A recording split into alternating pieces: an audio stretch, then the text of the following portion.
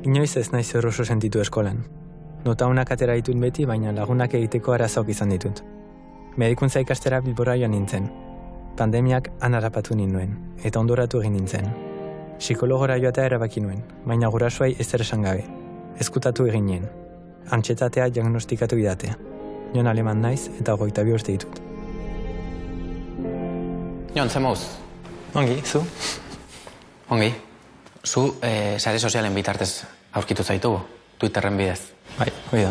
Bertan, uste dut, okerezpanago, antsietateari buruz hitz egiten zenuen. Zergatik tweet gura?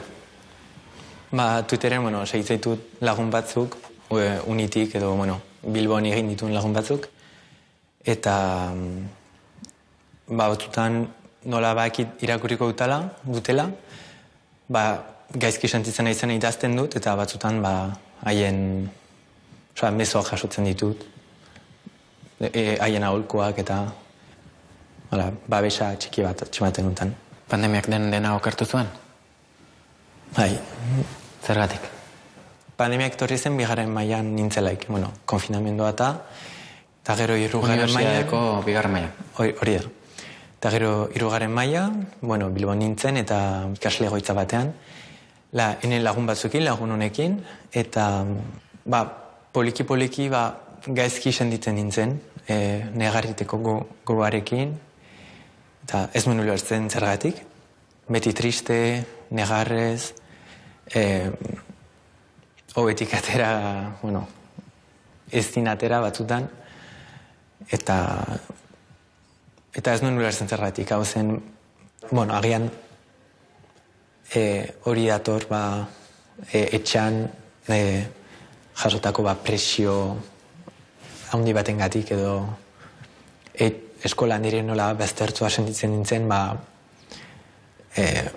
presio handi bat sartzen duen ene buruari ongi izateko denekin. Eta ber momentuan beti triste sentitzen nintzen, eta afari guztietan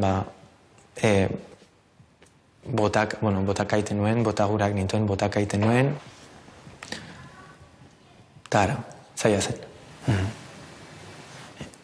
Lehenengo terapia psikologiko hori, ezkutuan egin zenuen? Bai, pixkat etxan zen gai tabu bat, ez.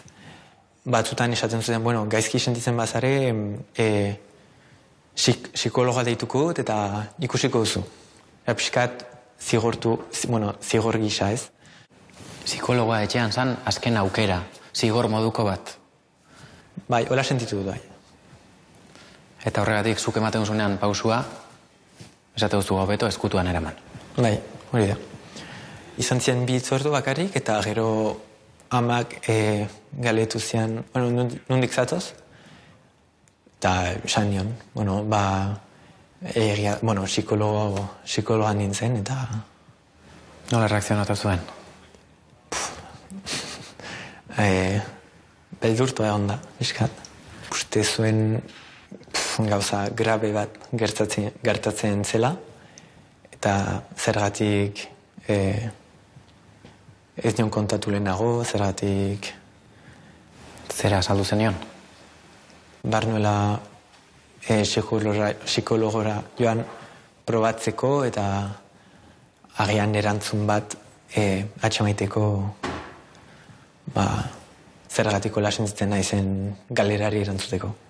Azkenean gurasoei kontatu behar izan zeniela, terapia hasi zenuela, batez ere dirua ere behar zenuelako? Bai, hori da. Iparralden, ene kasuan, ez dago publikorik, ez?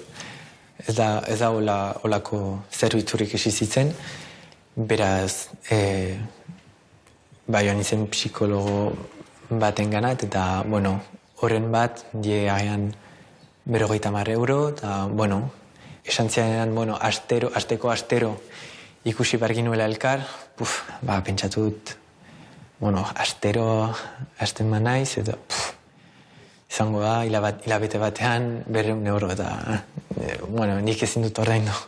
Pandemiaekin hasi zenuen tratamendu honekin jarraitzen duzu oraindik ere?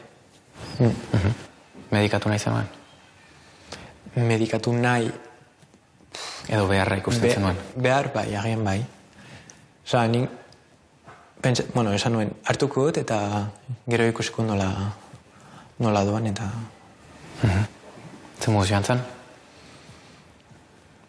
Hobe. Pixkanaka, gero ez da...